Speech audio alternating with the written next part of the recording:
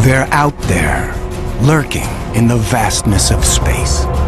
Planets so weird, even science fiction could not foresee them. For the first time ever, scientists are discovering alien worlds beyond our solar system. Places where ice is hot and rain is made of iron. They are uncharted, unearthly, and unpredictable. And somewhere, hidden among these strange new worlds, scientists seek the greatest discoveries of all. Planets like ours, alien Earths. 35 seconds. Let's go. Storage tank press closed. March 6, 2009. 22 seconds. Later, GN2 pressure go. This Delta II rocket is going through its final pre-flight check. 71.3. Drop 1. Engine start, 1, 0, and liftoff. It is the start of an extraordinarily ambitious mission.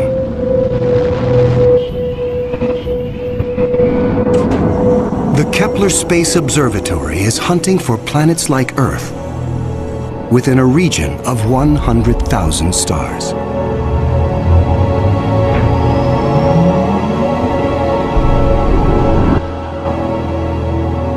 It is the culmination of a journey that began more than a decade ago with one of the most profound scientific discoveries ever made.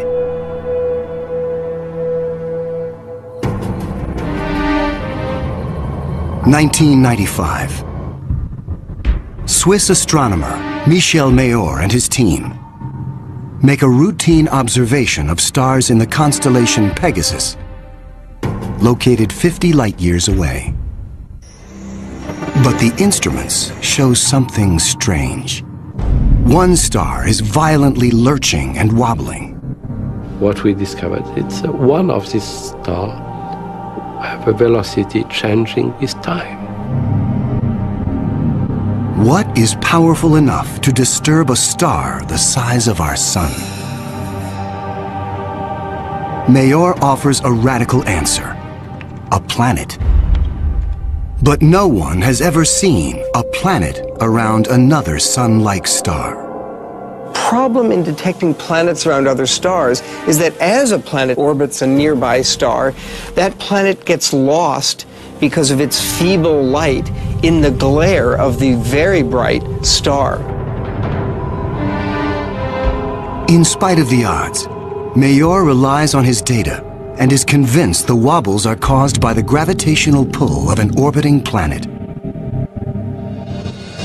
When I read this claim from Michel Mayor, I was very skeptical. There had been many false claims of the first planet ever discovered around another star, and I thought to myself, oh boy, here we go again.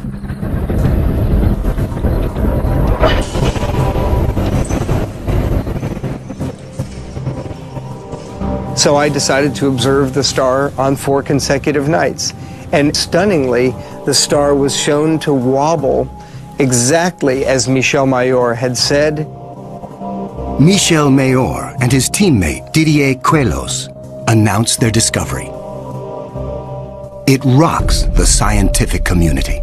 They had found for the first time reproducible, confirmable evidence of the existence of a planet around a sun-like star.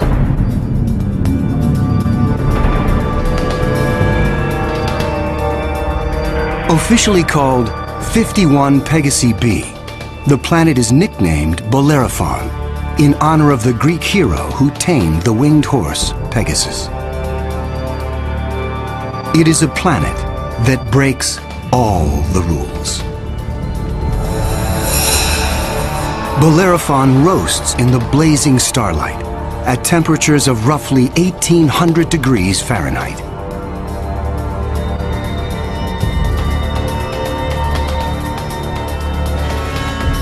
It is nearly 150 times more massive than Earth and is a gas giant like Jupiter. A gas giant is a planet made mostly of hydrogen and helium. Only the outer layers are gas, But inside, hydrogen and helium is compressed to huge, huge, huge pressures. It doesn't resemble a gas at all. Unlike anything found in our solar system, this is an entirely new class of planet, what scientists call a hot Jupiter. If you go to Hawaii and see the lava flow there, that's how hot a hot Jupiter is. It's very, very hot. The Earth is a comfortable 93 million miles away from the Sun. These hot Jupiters are roughly 100 times closer, and so the amount of sunlight that they get is 10,000 times larger. If this represents a star, and this a hot Jupiter is 3 to 4 stellar diameters away from the star. So that would be 1, 2, 3. This is how close a hot Jupiter would be to its star. Hot Jupiters are tidally locked. They present the same face to the star at all times, just like the moon does to Earth. It's going to be permanent daylight on one side and permanent nighttime on the back. If I were stuck on a hot Jupiter, I'd want to be on the back side and hope that some of the heat from the front side facing the star would make its way around the back.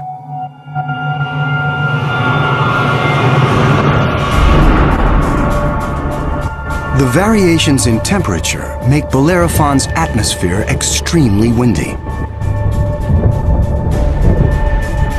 The wind howls at thousands of miles per hour, far beyond anything we could ever withstand. The heat blast guarantees water vapor cannot exist. But that doesn't mean there is no rain. It's far too hot for water liquid clouds to form here. But instead, these clouds would be made out of iron. Iron vapor can exist at temperatures much higher than water. And because of that, things could get a little messy.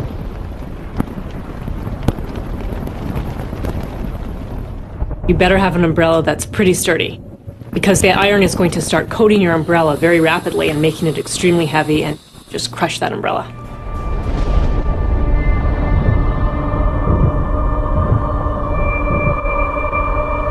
The sky overhead is filled with dancing curtains of color.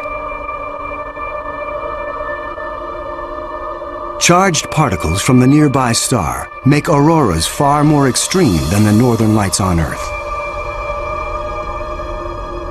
There is something even more unique about this newly discovered world. Bellerophon orbits its sun in a blistering 4.2 days. No self-respecting planet goes around a star in 4.2 days. None of the planets in our solar system take such a short amount of time. For scientists, the tiny orbit challenges long-held notions of how planets form. The fact that the planet was orbiting every 4 days was a total puzzle until one night in the middle of the night I woke up and said, well, this must be proof that planets migrate inwards. They don't stay put where they are. The key to the puzzle is found in how planets are made. Planets are a byproduct of star formation. When stars form, they have a disk of dust and debris around them, and out of that debris, planets form. Much of what we know comes from Hubble's Space Telescope, as it aims at regions like the Eagle Nebula. This interstellar cloud is studded with collapsing disks of dust and gas. A giant clump grows in the center of each disk. Temperatures reach a searing 18 million degrees. The same nuclear fusion that powers our sun is unleashed.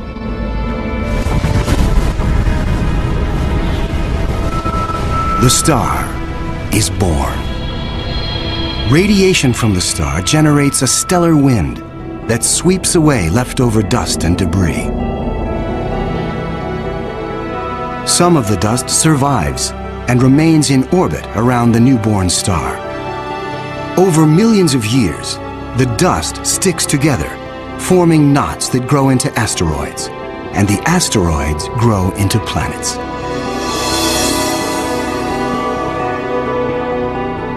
These planets migrate through the disk until they find a stable orbit.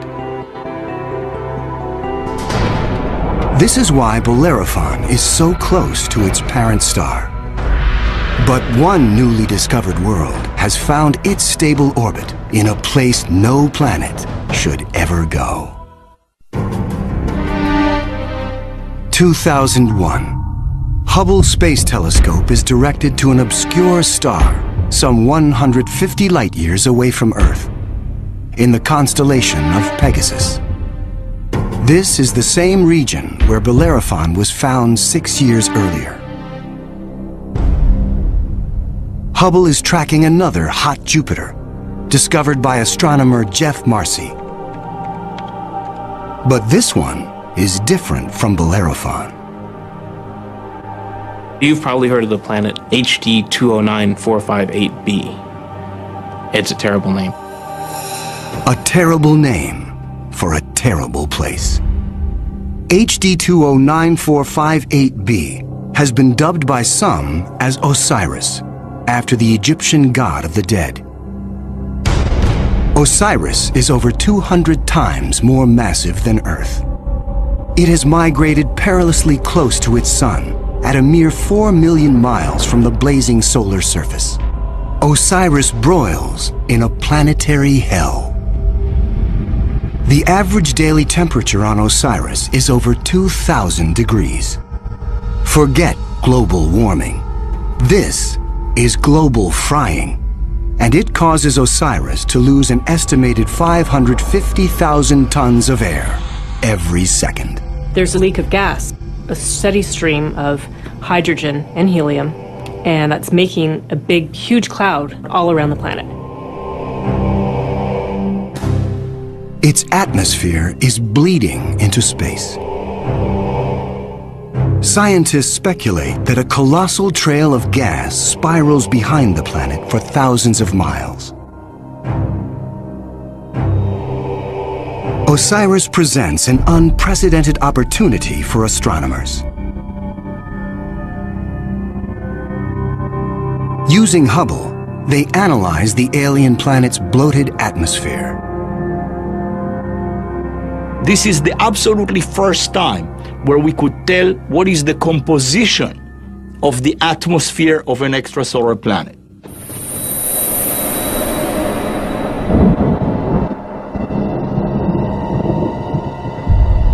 Surprisingly, Hubble detects many of the basic chemicals needed for life. Sodium, carbon, hydrogen, and oxygen. But Osiris is far too hot for life as we know it. There may be other forms of life, however, that thrive on higher temperatures. But there's no solid surface as we know it on a hot Jupiter. So this life would have to be just tiny little microbes floating around on aerosols. And on our own Earth, we have life that floats around in our atmosphere. But that life didn't start there. So life almost certainly would not exist on hot Jupiters. Astronomers have discovered many hot Jupiters since Bellerophon was found in 1995. But conditions on these worlds rule them out as places where the drama of life can unfold.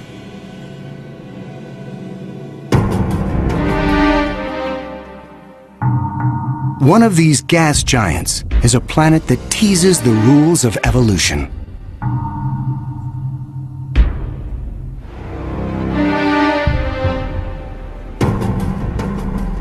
Astronomer Geoff Marcy discovers something shocking about a planet orbiting a star called 16 Cygnus b, located some 70 light-years away in the constellation of Cygnus, the Swan. The planet was clearly in an elongated orbit, bringing the planet close to and then far from the host star. And this, of course, defied our expectations based on our own solar system, where all of the planets go around our sun in nearly circular orbits like phonograph grooves in a record. Like a giant yo-yo in space, the gas giant swings back and forth across its solar system.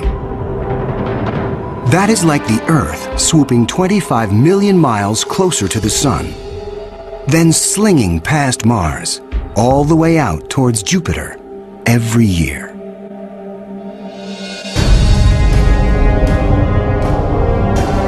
And like all of the gas giants in our solar system, this yo-yo planet might have an entourage of moons.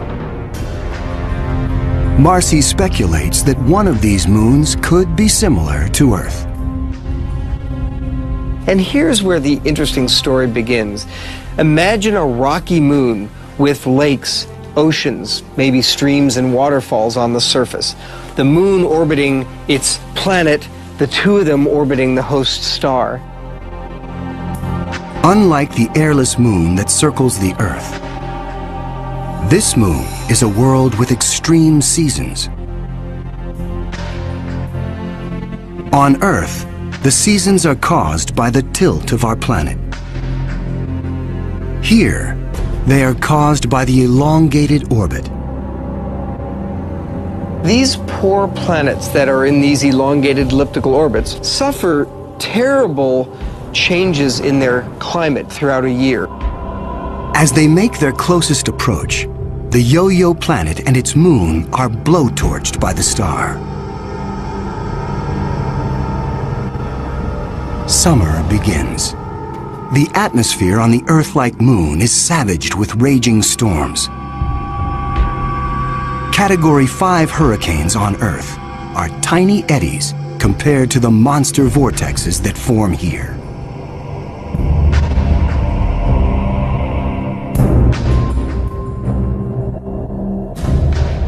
The clouds thicken as the water evaporates. Temperatures rise dramatically. Any water or gases would heat up, and indeed the oceans would boil into steam, so you'd end up with a big steam bath.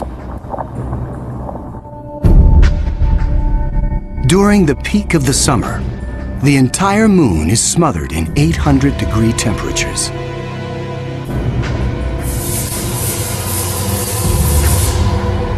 This is the closest approach to the star. During its 26-month orbit, the summer season is barely 2 months long. But what a season! The planet and its moon swing away from the furnace of the star.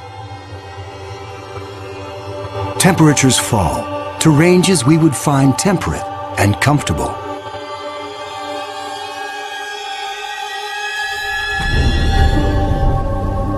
With the coming of fall, the rains return to the parched and roasted moon. Dry ocean basins are replenished, and the seas rise to form new shorelines. Tranquility prevails as the yo-yo planet and its moon slip into the deep freeze of winter. Now, over 200 million miles from the star, the daytime sky is dark.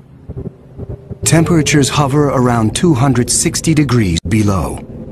Winters are long, lasting 17 months. With the coming of spring, the sun looms large in the skies over this hapless moon as the ice cracks and melts violently.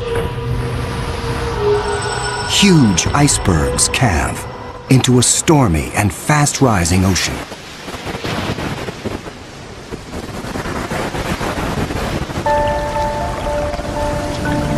For 2 preciously short periods, during the spring thaw and the autumn rains, the climate on this Earth-like moon is balmy and comfortable. At a distance of 93 million miles from the star, roughly the same distance as Earth from the Sun, the elliptical orbit of this planet and its moon crosses an area around the star some scientists call the Goldilocks zone. The conditions here are just right for life. If you're too close to the star, then it's too hot. If you're too far away, then it's going to be too cold and everything's going to be icy. But then if you're right in the middle, it's just right. Every star has a Goldilocks zone. Where that zone is depends on the size and temperature of the star. In our solar system, Venus marks the inner boundary and Mars the outer boundary. Earth and its abundance of life is right in the middle. The Yo-Yo planet passes through the Goldilocks zone twice a year. For 3.5 months during the spring as it races inbound, and again in the fall for 3.5 months as it hurtles back into the colder reaches of space. Could life survive the conditions outside the Goldilocks zone? There could be life forms that are smart enough to hibernate, as do animals on the Earth during the winter season. If this sounds fantastic, I offer you the tidal zones on the Earth. On the tidal zones, life proliferates, of course, near the seashore, and they do so despite tides. The water coming in, covering many of the life forms, the water going out at low tide, and yet those species survive perfectly well. The strange cycle of the Yo-Yo planet's orbit creates fleeting conditions suitable for life, but also for death.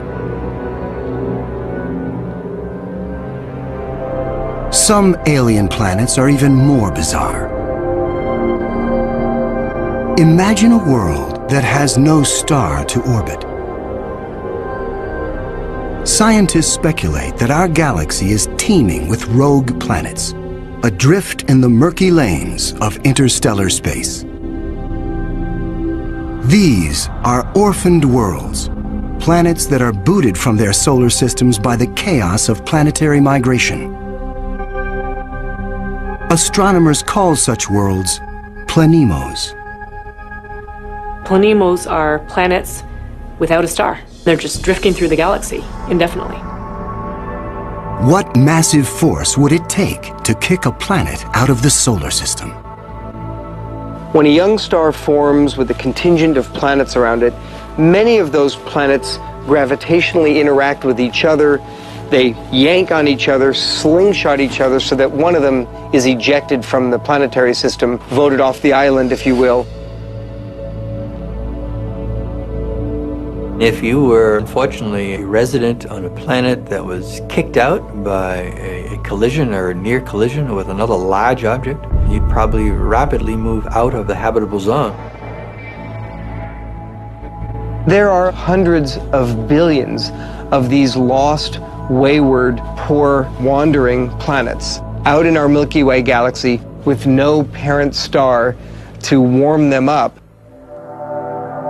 Cold, dark, quiet. Because planemos have no sun, they are worlds without days or years. They keep vigil through an eternal night. Planemos are solitary wanderers, sentinels of the galaxy. Just because it's out there drifting in space doesn't mean a planemo is dead. If the planemo is a rocky world, it could well have life on it.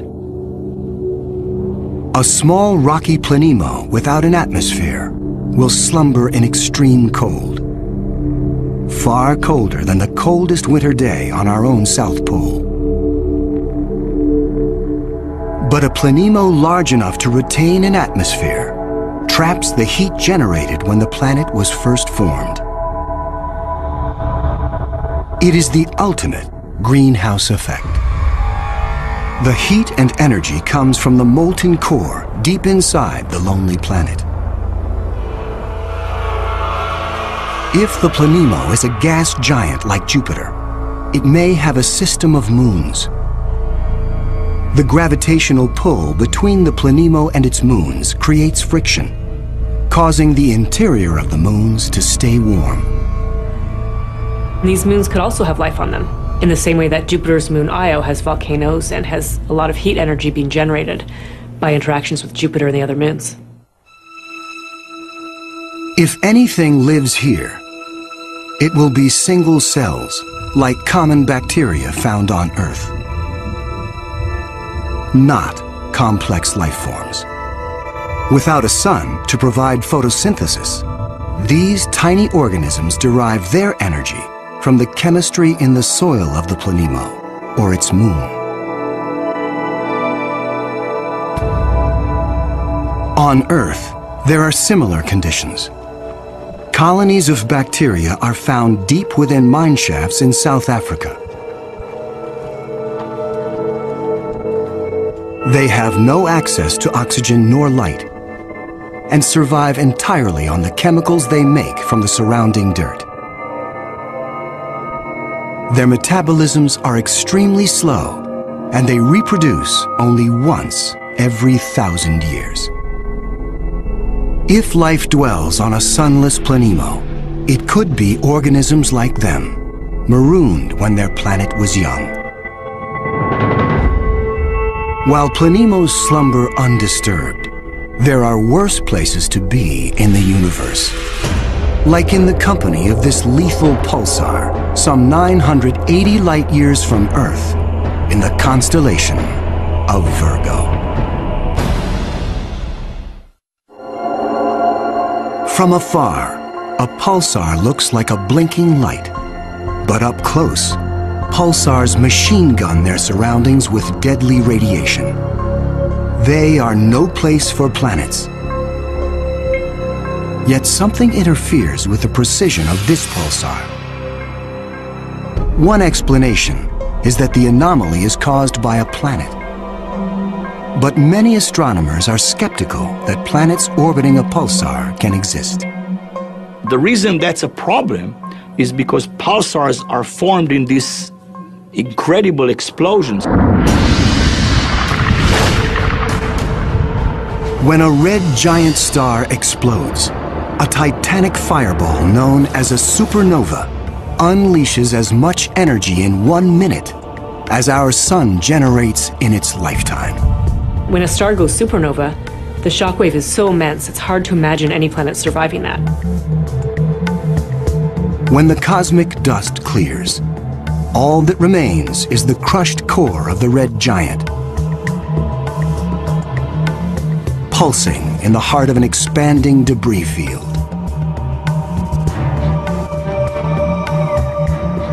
Matter blasted from the colossal explosion falls back to the pulsar and forms a disk. Within this chaos, a new world arises, born of fire and destruction, a planetary zombie raised from the carcass of the former red giant star. It's amazing that planets could form in that environment. A planet orbiting a pulsar will give you the feeling of being in a disco bar with a very strong strobe light, which is the pulsar. Radiation from this stellar beast breaks down the organic molecules needed for life. The pulsar has these very strong magnetic fields that are being spun around as the star is rotating quickly, and it's picking up any material, electrons, protons, and speeding them up and slinging them out at high speed. So it's like a solar wind with a vengeance.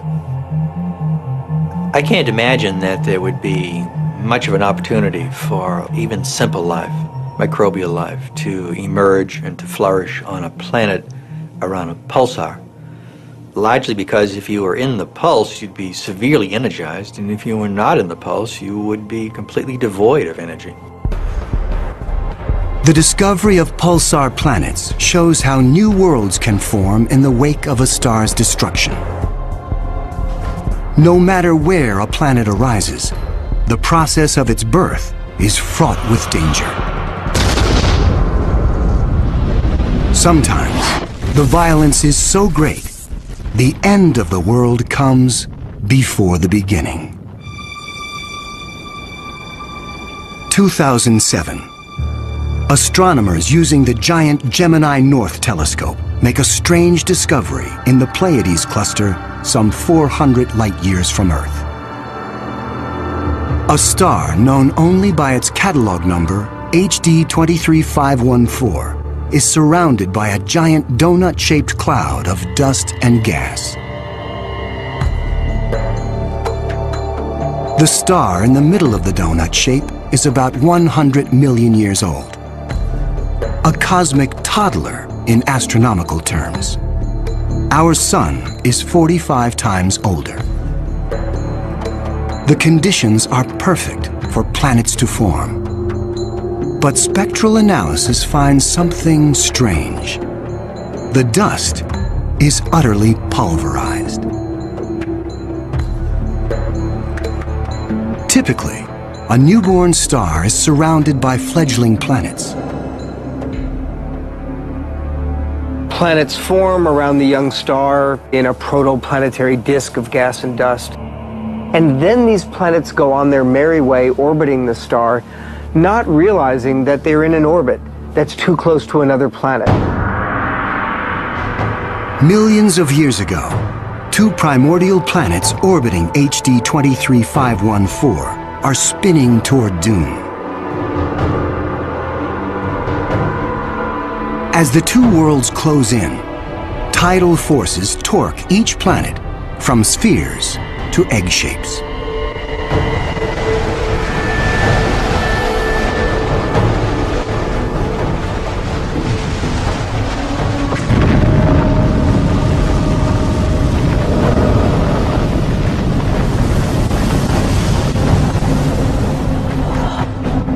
Nothing remains.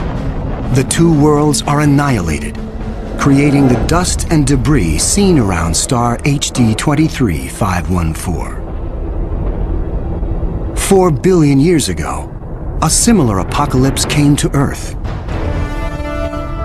A Mars-sized planet forms in roughly the same orbit as the newborn Earth.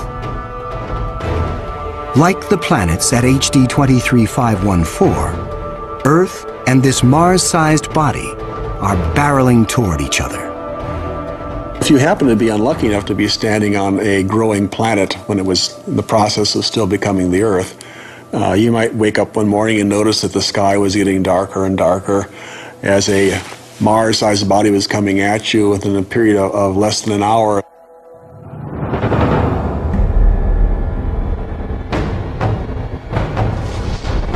And when it hits, the shock wave is felt all over the planet, scouring the surface of the Earth. The collision obliterates one side of the planet. Molten rock sprays out into space. The entire globe is peppered by meteors and noxious vapor. It would actually make hell look like a Bahamas vacation.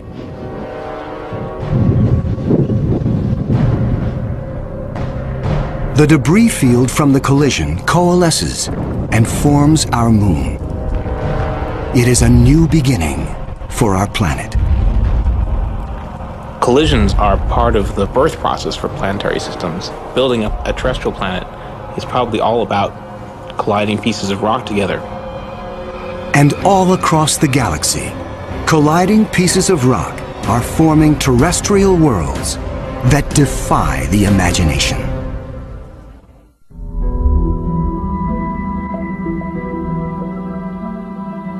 There is a new planet out there, a planet we were not aware of existing before. It is not just one planet. It is a new type of planet. Earth on steroids. I like to call them super-Earths. They're just like the Earth, except bigger, up to about 10 times the mass of the Earth. One family that the super-Earths resemble just like our own Earth. Continents, oceans. Some of them may be very dry, like Mars. And then another family that we call water worlds or ocean planets that are completely covered with water. Welcome to Gliese 581c.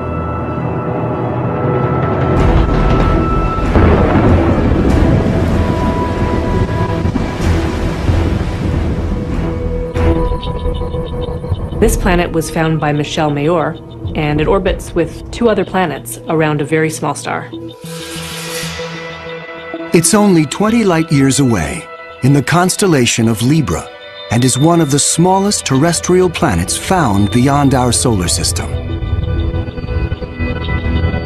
That doesn't mean Gliese 581c is small. It's still a super-Earth with 5 times the mass of our home planet. But it's the possibility of liquid water that excites scientists. An ocean planet feels like being in the middle of the Pacific Ocean, with no land inside, just water, puffy white clouds, and blue sky above you. The winds on the ocean world are going to be similar to that of the Earth. So it will be a very good place to sail. The weather's absolutely perfect. Every day you get a clear blue sky and the sun just stays in the same place. Now how's that for weather prediction? No land anywhere, even miles beneath the surface. This water layer would extend very far down, at least a quarter of the way down in the planet. But as we dive deeper into the sea, the pressure builds. At 35,000 feet below the surface, we pass the point where the deepest oceans on Earth bottom out. We pass the 100,000-foot mark.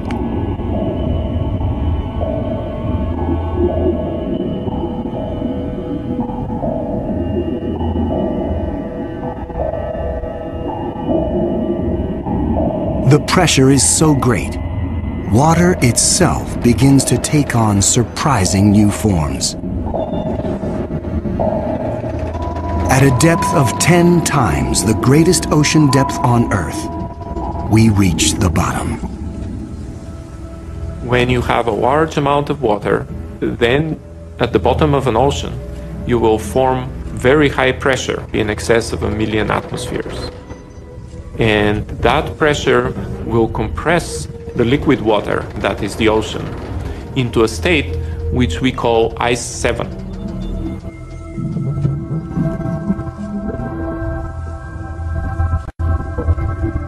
No, it's not like ice in your refrigerator. The molecules of water that are in the ice in your refrigerator are kind of all jumbled up. But if you form ice under very high pressure, then the water molecules can become ordered, they can become aligned.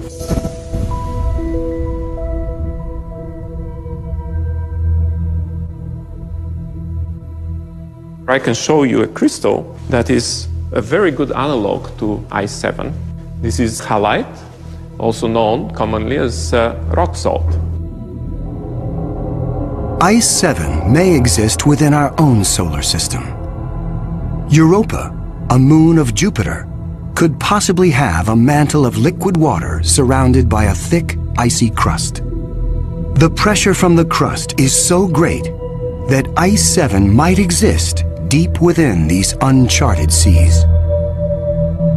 If we scale up and thaw out Europa, it could be a water world similar to Gliese 581c. One could imagine that life could emerge on a water world. After all, water is essential to life on Earth. Everywhere on Earth where there is water, there is life. You cannot find a sterile drop of water on Earth unless you put it in the microwave yourself. On this water world, there could be bacteria or any kind of life in the ocean itself. But not all of the super-Earths are water worlds teeming with life. When we talk about super-Earths, we talked about 2 major families of mostly rocky with some water and mostly water with an endless ocean. But one has to add to those a 3rd family of probably very rare super-Earths and Earth-like planets, which are called carbon planets. A carbon planet is unlike anything we've ever seen anywhere. A place with an alien chemistry, but loaded with very earthly treasures. Throughout our galaxy, there are planets barren and poor and inhospitable. But science is on the trail of a new type of planet, an entire world of treasure.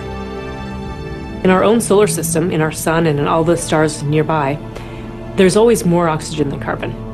But if we think of a place in the universe where there's more carbon than oxygen, then planet formation is very different. Spectral analysis shows carbon to be far more plentiful, 26,000 light-years away near the center of our galaxy. Planets that form here may contain a rich abundance of carbon. The morning sky on a carbon world would be anything but crystal clear and blue. I'm picturing a yellow haze with black clouds of soot. And as you descended farther down in the atmosphere, I could imagine lakes that were made out of compounds like methane or gasoline. I'm picturing these bubbling, foul-smelling pits of black ooze, like an oil well. With little or no water in the atmosphere, the air is made of carbon compounds. Methane, butane, pentane, benzene, all these different kinds of carbon compounds that separate out when you refine gasoline. One day it might be raining benzene. The next day it might be raining butane. Alien as carbon planets might seem, the air quality could be familiar to some. The air in a very benzene-rich planet will resemble that of LA. A lot of small particles that unfortunately we are quite used to from the exhaust of cars. Despite the pollution, carbon planets could come with a sparkling upside. You might see diamond because the planet may have substantial quantities of pure carbon that it's formed out of. And pure carbon, when you compress it, tends to form into diamond. The secrets of exotic planets like these are waiting to be discovered all across the galaxy.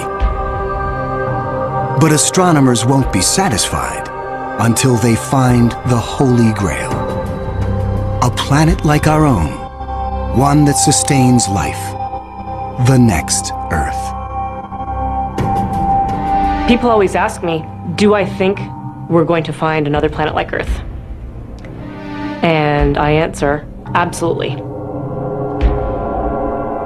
Every star probably has planets roughly the same size as our Earth. We think that essentially every star has several Earth mass or super Earth mass planets. So if you have, say, 200 billion stars in the galaxy, that may mean there are 400 billion Earths in the galaxy or more. 400 billion Earths. The Kepler Space Observatory is the first instrument capable of finding one of these planets. Kepler is looking at the constellation Cygnus in the night sky at 100,000 stars, taking picture after picture after picture, minute after minute. And the goal of Kepler is simple: to look for stars among the 100,000 that dim. When a star dims slightly, it means a planet passes in front, blocking some of the light. How long the star dims and how much light gets blocked will tell scientists about the size of the planet and the distance from its sun. A good analogy for this is looking for the dip in the light that you would see from a searchlight if a small moth flew across the searchlight. And so it's a really tiny dip in the light as the planet transits. It is a very powerful technique because it allows you to discover planets that are even smaller than the size of the Earth, around stars similar to the Sun. It is a technique that is changing the course of science. We think we may be able to find a planet that is habitable in the next few years. Scientists estimate the Kepler mission will find a minimum of 50 alien Earths. One of the big questions that anybody looking for life beyond the Earth is facing today is, what if we don't recognize life even though we discover it? Conditions on an alien Earth may cause life to evolve differently. My hope is that we'll see some sign that will make our hairs stand up on the back of our necks. Whatever that sign is, it will be the first chapter on the greatest scientific story